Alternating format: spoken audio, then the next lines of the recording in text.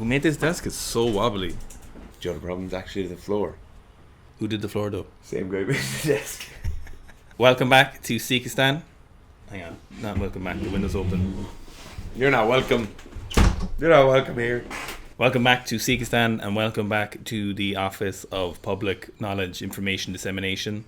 Today we're talking about day 629, a very special day for Yvonne. Are you for real? Are you for real? Like the amount of arrogance we've had about breathing in your bodily functions. What? Day 629 was a very special day for a man, Ivan Juric, where he squatted 210 kilos for a PB. He said PR, but obviously he just misspelled because no one says PR because you wouldn't want to be talking about a psychopath, would we? Though psychopath. So we're going to talk about two things in this video in particular. So a couple of people actually commented on some of the videos and they were saying, could we talk about kind of what's going on? So we've picked out two things in particular that I think are quite interesting and how we could probably explain what's happening on those. The first of those is the use of Ivan's pin squats. If I say Ivan over the course of the next 15 or so minutes, I'm going to definitely end up saying it. Yeah, just as you know what we're talking about now, right? Doctor squat every day. So Yvonne has been using recently pin squats from varying different heights to quite an excessive load compared to very, very super max, so well beyond what his 1RM squat is even before he did 210 kilos.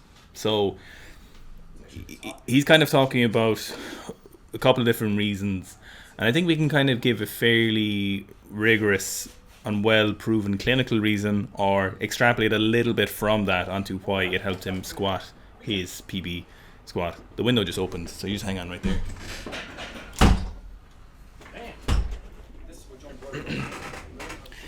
So in sports science, there is a phenomenon that has arisen in the last couple of years, maybe not last couple of years, but it's something that, for example, a lot of sports science students would experience in their degrees as kind of a teaching tool, in a kind of an easily used teaching tool, I suppose. And a lot of masters would go on, or people reproduce this technique, and it's known as post-activation potentiation. So essentially what it's mostly used for is in athletic endeavors. So a high force movement like a back squat, typically above 80%, will be performed by an athlete, and then between immediately to up to 5 minutes later, that athlete will go and perform a standing broad jump, a standing vertical jump, and inevitably increase their performance by something like maybe 5 to 10%. Would be the maximum you kind of see from this. Now, this is a very repeatable phenomenon. It happens. It's well proven. It's definitely a mechanism that happens in the human body when performing athletic endeavors. The reasons why that happens aren't necessarily defined, or they're not entirely sure what it is that's actually causing this to happen. So some of the thought process might be a different level of CNS interaction, an ability to temporarily recruit more motor units or temporarily recruit them faster.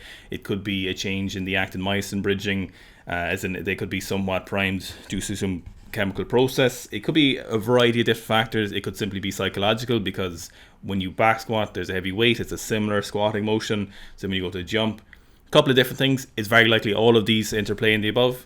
So while Ivan's not doing a vertical jump after his pin squats, what we do see in these studies is we see people doing something like a half or quarter squat. Typically, they'll call it a full squat, but typically people watching this would call that a half squat. So just around parallel, which is perfectly acceptable for anyone doing athletics, for example. So we do have one study came out this year in May of this year. So normally, like we said, it looks from strength movement, high force, to a high velocity movement. Now, we have one done on post-activation potentiation. Improves acute resistance exercise performance and muscular force in trained men. So basically what we had, long story short, we had 10 strength trained men and they performed a 90% back squat and then dropped down to do some lighter sets. We had 4 groups. So one session they dropped down to do lighter sets, and then in another session they did maximum voluntary isometric contraction, which is very common again in sports science, so MIVC. So they did these with one session with PAP, one session without PAP, one session with PAP, one session without PAP in the 2 different protocols. And in both of those, the number of reps increased in the repetition at 70% for 4 sets with 2-minute rest interval, and then the level of voluntary isometric contraction increased in the groups who use PAP. So pretty interesting, somewhat tangible to what Ivan is doing, who's going for another heavier squat. Now he's not going for more repetitions, but we could imply that if, for example, the subjects in this study were able to get more repetitions, then it's very likely they could possibly, if they are well trained in squatting with high frequency, like Ivan is, who's used to going for heavy squats, it's very, very possible that he could then translate this into an ability to do heavier squats. However, Fitz is going to talk about a little bit why there may be some pros and cons to this, and I'm going to breathe really loudly and see how he likes it. The hearing in my right ear is actually really compromised, so I can't hear that. So there's a number of issues here with PAP. Garth kind of explained it very well, and we're not going to go too much into the physiology right now, but what we will look at is the application of PAP and the application of PAP in a training environment. So what you can basically think about PAP for the next few minutes is you can think about it as a tool, a piece of equipment that will give you a super physiological 1RM, right? So whether that is a weightlifting belt, a pair of straps for a deadlift, a pair of knee sleeves, a pair of knee wraps, caffeine at 500 milligrams, whatever it is, think about PAP as this kind of tool for a second, and then we'll look at the use of a tool like this in a training environment.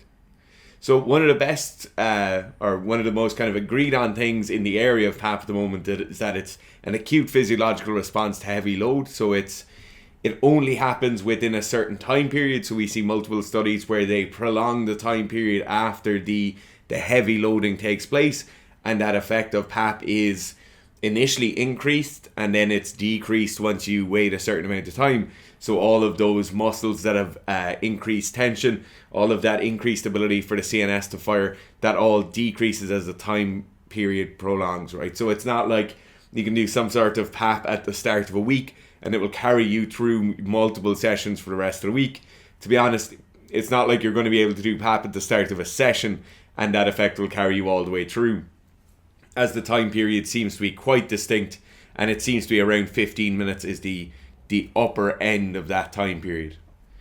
What you start to get then, if you think about it in this way, and if you start to come around to this way of thinking of, it's an acute response, it's not really reflective of current place, right? So it's, if I have a back squat 1RM, if I have a deadlift 1RM, and I put on a belt, or I put on some piece of equipment, or I use some tool, is that then a reflection of a true increase in 1RM, or is it now a reflection of what I've used to get my 1RM to go up? Nothing against the 1RM squat, it's great squat. He squatted for 13 or 14 days previously to this. Some unbelievable squatting is taking place over in that area of the world. But if you're looking to use PAP in your own training environment, it's not necessarily the same thing as you going and training for say 8 weeks and getting a new 1RM. The use of PAP is simply a kind of band-aid, or it's a simple strap on and go to add kilos on almost immediately. So why is this not necessarily a good thing? Well, in the case of other tools or other pieces of equipment we might use to get a temporary acute response for our squat, we can take those off and they don't really have any effect on us. So we'll talk about knee sleeves now for a sec. If I put on a pair of knee sleeves and I might get an extra 10 kilos in my squat, what are the negatives of that? Well, there might be a negative in where I'm losing some proprioception, so I mightn't be learning the movement as well. There might be some negatives in terms of the stability of my knee, because I might just be able to push heavier weights. There might be another issue coming from heavier weights where I could have spinal degradation because the rest of my technique mightn't be able to keep up. Driving to the gym today, I was telling my cameraman, I feel so damn lethargic. I feel off. I'm not excited to train. Honestly, I was telling him I might not even hit 200 today. And judging by the title, guys, I hit 210 for the first time. In the case of PAP as a tool to get an increased 1RM, if I'm using it over and over again, if I use it every day or every week for multiple days or weeks in a row, what I start seeing is I get this gigantic accumulation of fatigue. So now not only am I squatting heavier weights than I've been able to squat before, so I've added 5% to my 1RM, so you can say accumulatively I've added 5% to all of my training intensity as I've increased that. But not only have I done that, so not only are my squats now heavier because I'm able to squat more weight, but I also have to do this extra squat before each session. Now granted, these are pin squats.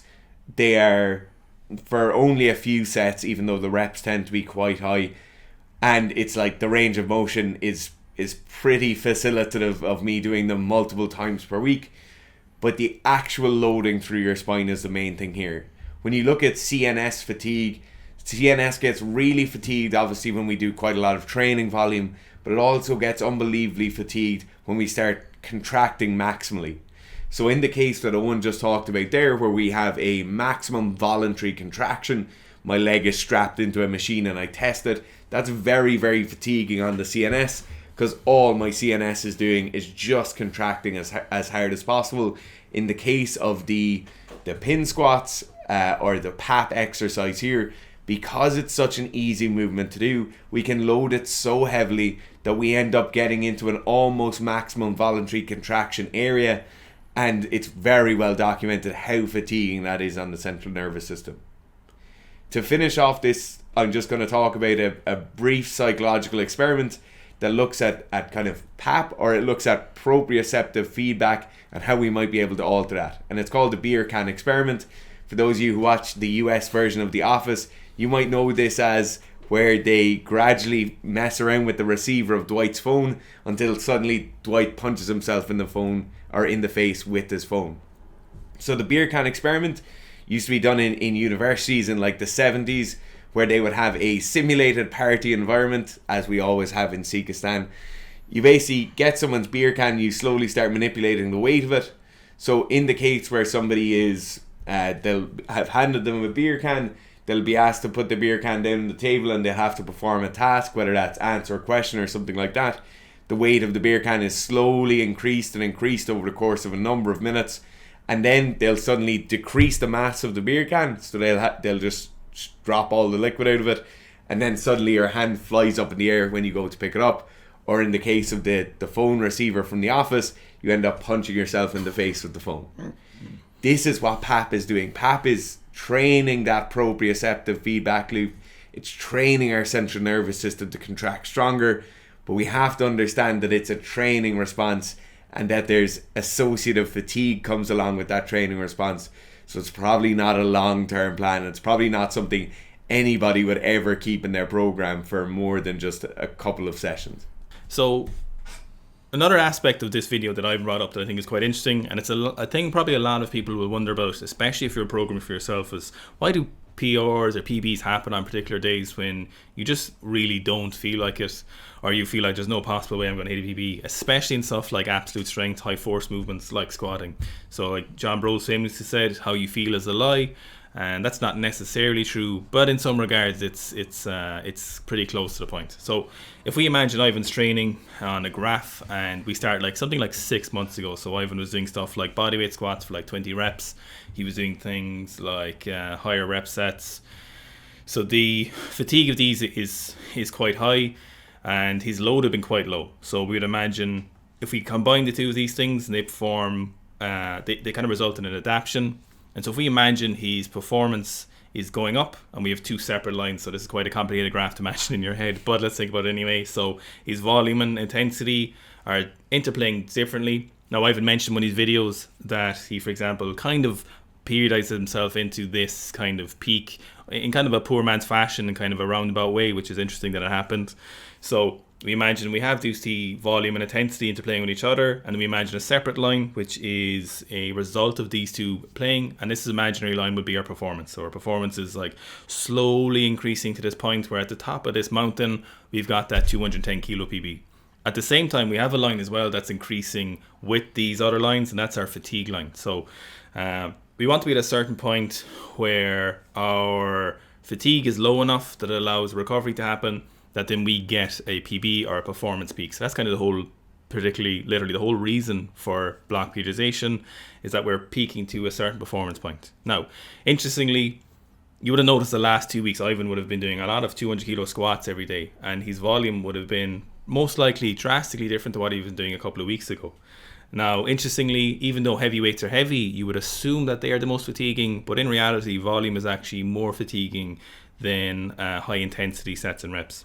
High intensity lifts. So the heavier sets for a single are not as fatiguing as multiple sets and reps at lighter weights. So what was actually happening, or very, very likely happening, if we can kind of extrapolate from that, the last 2 weeks, even though Ivan was squatting quite heavy, he was in essence somewhat kind of tapering himself into this position where he was doing less volume than prior, so his fatigue was dropping off gradually until he got to this point where his fatigue had dropped off, that there was an allowance for some kind of super compensation, and then the super compensation, of course, super implying beyond what he's doing now, so he essentially kind of peaked into this 210 kilo squat. So his fatigue dissipated enough from these heavy singles. Even though they were a phenomenal week, it was still enough of fatigue to allow him probably to end up with this 210 kilo squat. Now, the interesting thing about that is he said he didn't feel like he was in a position to go and hit a PB squat. Now, why might that be? What's wrong with our PE fits? Well, now to piss off everybody else who wasn't already annoyed, we're going to talk about that kind of level of perceived exertion and why that probably doesn't matter for anyone. So, in Ivan's case, if you haven't watched the video, firstly go and watch the video and like it. But if you haven't watched the video, he talks about driving to the gym saying he's not even sure if he's going to be able to hit 200 kilos. He said he felt really bad. He said even when he was building up to 200 kilos, he put on 210 and just said, oh look, I'm just going to miss this. What's happening here is there's multiple different factors coming into play, and you have this level where your perceived level of stress and your perceived level of fatigue and wear and tear across the entire system now starts to overlap, or it starts to overrun what your actual physiological level of fatigue is. So Ivan has gone for 14 days in a row of squatting 200 kilos. 200 kilos is a psychologically challenging rep. Like it's a 1 rep max, or very, very close to it for Ivan, and he's now done it for 14 days in a row. Going to the gym with that kind of momentum behind you, it's not like you're going to be like, oh, I've done it for 14 days in a row, I'm definitely going to do it for 15. When you're doing maximal weights that often and that frequently, you're talking about, like, I think his max was 205, was it? So it's 97.5% of 1 rep max for 14 days in a row. That momentum isn't like hitting 90% or 80% for 14 days in a row and then building confidence in that way. What's happening now is you perceive a level of exertion on yourself that physiologically probably doesn't exist. The other thing that you're going to look into is like why you're going to hit a PB, or you might have a possibility of hitting a PB in a session like this where you're really, really feeling fatigued coming into it, and it's probably due to the offsetting of stress. When we look at athletes doing badly in competition, we've seen multiple athletes bombing at the Olympics this year in weightlifting. What happens in those cases? A lot of the time what happens in that case is something we'd refer to as choking, and that would be an acute lack of athletic ability due to stress around the competition. That's not the actual definition, but you can think about it like that. A level of performance anxiety which causes actual ability to compete to go away. When you're not tapered and when you don't feel good, this choking isn't even a possibility. You're not thinking that, okay, I've tapered now for 2 months, or all my training has led up towards the Olympics, or I have 4 or 5 different people around me who are all expecting me to hit a PB today, and suddenly the PB fairies fly away and disintegrate into dust. In the case where you're arriving into a session feeling fatigued, you're not expecting anything from it. You don't get these heightened levels of anxiety around the performance. You don't get any of these kind of butterflies or any of that might be going on if you knew the night before you were going to try and hit a PB the next day, or the week before that you were going to try and hit a PB the next week. Going into a session like this is a kind of underdog mentality, and it's oftentimes where you see teams getting like a major upheaval or a major upset in big competitions. It's because one team is possibly coming in with the expectation to do very well, and the other team, like say for example Japan against South Africa the last World Cup, you often see this kind of big upset due to that underdog mentality kind of thing. Japan, Ireland. No. Did it be South Africa? I think so. No. Look it up there. Japan, Ireland. 84-minute try sealed the biggest shock in Rugby World Cup history as Japan stunned South Africa 34-32. Fuck, I don't remember that at all. Yeah. That's mad. Anyway, lads, thanks for watching. We hope you appreciate this kind of video. Again, obviously these things are only here for, these aren't Greg Duchette style call outs or anything. It's literally just putting context onto why things are happening, onto why, you know, why is something happening and how can you evaluate this for your own training. So I know a lot of you guys watch Ivan who watch us as well. So, and some people were asking for it. So definitely thought it was a useful opportunity to just throw out some education there, as we always try to do. So again, it's not a shot. Yeah, a shot across the bow. Obviously not. But Ivan knows Absolutely that. not. Obviously Ivan knows that as well. So just in case anyone thinks that it is, that's never what we're doing. And if you can hear Fitz's breathing, let us know. Okay, thanks, love you, bye. If you've got 8 weeks and you actually want to hit a squat PB, just like Ivan just did, go to the Seek a Strength Road to Anywhere squat program. You'll get 8 weeks of a squat program. Then you'll get another 8 weeks of a maintenance phase. It's 2 sessions per week. You have to do one bit of accessory work after one of the sessions each week.